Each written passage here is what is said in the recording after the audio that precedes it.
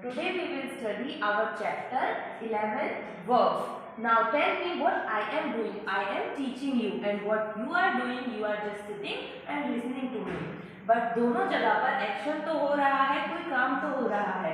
मैं आपको पढ़ा रही हूँ, आप बैठकर मुझे देख रहे हैं, सुन रहे हैं, आप मुझसे पढ़ रहे हैं। एक्शंस दोनों जगह हो रहा है। तो वर्ब्स क्या होते हैं? वर्ब्स वही होते हैं जब किसी भी जगह पर कोई भी एक्शन हो रहा हो, कोई भी वर्क डन हो रहा हो, उसको रिप्रेजेंट करे।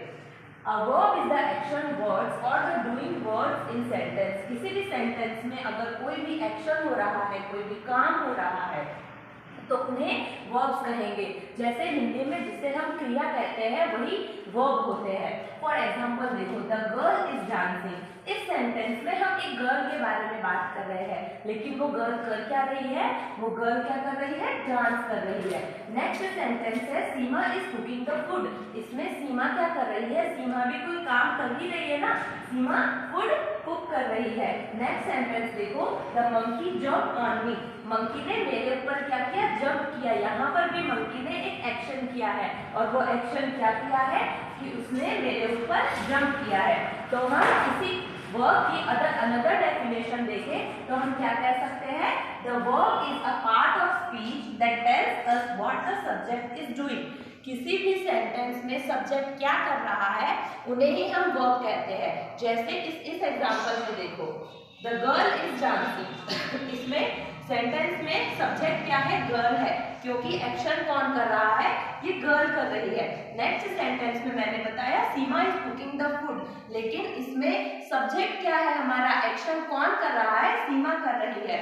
तो वर्ब वही होते हैं किसी भी सेंटेंस में जो ये बताए कि सामने वाला जो भी सब्जेक्ट है, जो भी पर्सन है, वो काम क्या कर रहा है।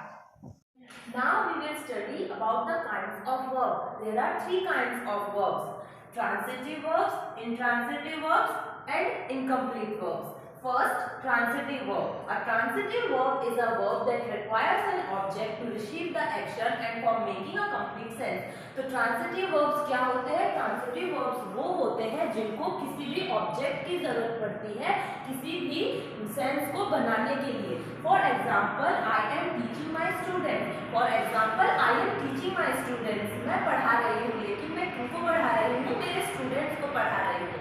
तो यहाँ पर ऑब्जेक्ट कौन सा है?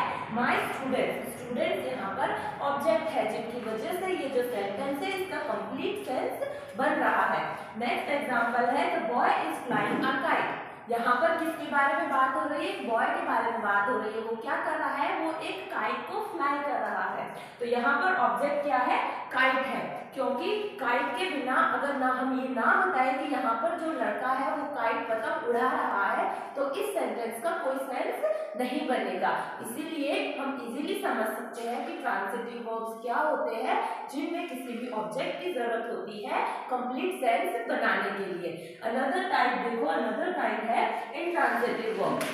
An intransitive verb is a verb that does not require an object to receive the action and for making a sense.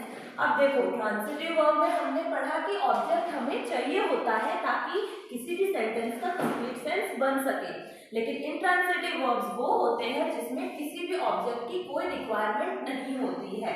For example देखो, सीता ईट्स। यहाँ पर एग्जाम्पल है सीता ईट्स। सीता खा रही है, लेकिन सीता क्या खा रही है हमें वो पता नहीं है। यहाँ पर वर्ब है, सब्जेक्ट है, लेकिन हमारे पास कोई भी ऑब्जेक्ट नहीं है।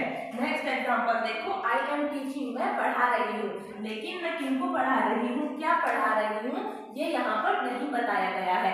वर्ब है यहाँ पर टीचिंग, सब्जेक्ट क्या है? मैं खुद। आई एम, आई जो है वो सब्जेक्ट है, मैं यहाँ सब्जेक्ट हूँ और मैं पढ़ा रही हूँ, लेकिन मैं किसे पढ़ा रही हूँ यहाँ पर कोई ऑब्जेक्ट नहीं बताया जा रहा है।